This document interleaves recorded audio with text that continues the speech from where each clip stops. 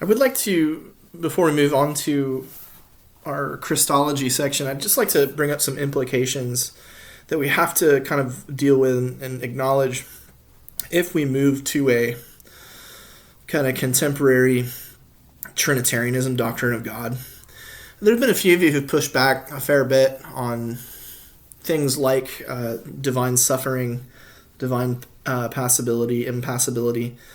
And those are really legitimate questions and concerns because there are some very real implications for embracing that stuff. And to give an example, probably the classic Christian doctrine of the eschaton or eschatology involves, a complete, there's no suffering, there's no challenge, there's no pain, there's no crying, sorrow will cease, that type of language. And if we want to say that God suffers in God's own being, and we want to say that that's a part of what it is to be eternal God, then we're probably going to have to say that in some way has an analog to our eschatological experience. And I think there's ways that modern theology can deal with that in a way that doesn't turn heaven into either, this world or something worse.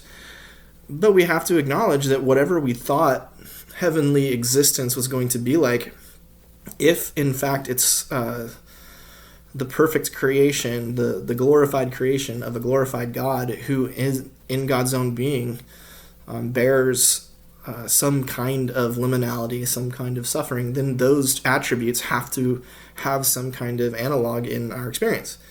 And so, and that might be too much of a bullet to bite, because we do have a fair number of eschatological texts that seem to indicate, oh no.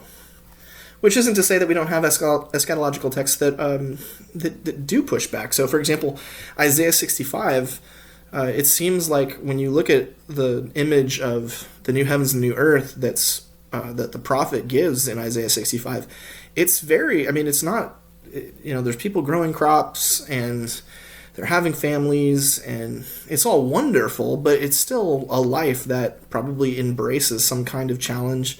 There probably are difficulties. Maybe they're always surmounted, but it's human life that's not entirely difficulty free. And to me, I think if you're kind of going the modern Trinitarian route, that's probably more of a biblical and theological vision of the eschaton than kind of the traditional we're all floating on the clouds, singing forever kind of thing.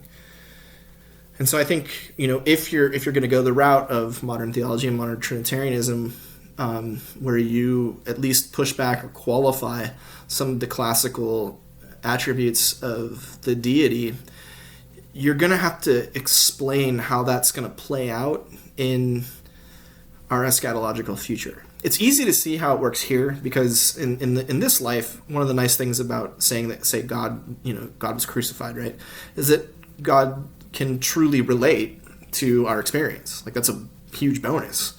It's not as though God can only relate in the second person's humanity, which is kind of a classical way of going about it, that the only way that the Godhead truly has any contact with our experience of suffering, it's located only in the fully human nature of the second person.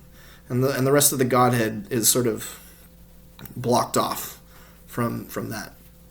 Whereas in modern theology, we would say that God in God's self knows loss. And so when we experience loss, we can say, hey, whatever else we're going to say about God, God gets it. He gets it. And by he gets it, it's not just Jesus who gets it, right? It's God who gets it. And even Jesus on classical theism only kind of gets it, right? Because it's the second person knows it only in the human nature of the second person. The divine nature of the second person is shared in the triune Godhead, and so the divine nature of the second person of the Trinity doesn't know suffering, which is it's very odd, and I have some issues trying to figure out how that works. But whatever the case, I get why modern theology has a happy time, going with divine passibility, but it has implications for the future, and we got to own that. So one thing that brings up is if you are happy to say that God experiences liminality, God gives up power, God, all these different things that we've kind of suggested are possibilities, you need to think about what that means for heaven. You even need to think about what that means for what it would be to be in the kingdom of God here and now, because it's probably somewhat different than the kind of classical, we're all hugging, kumbaya, everything's cheery, because there's something more that's going on.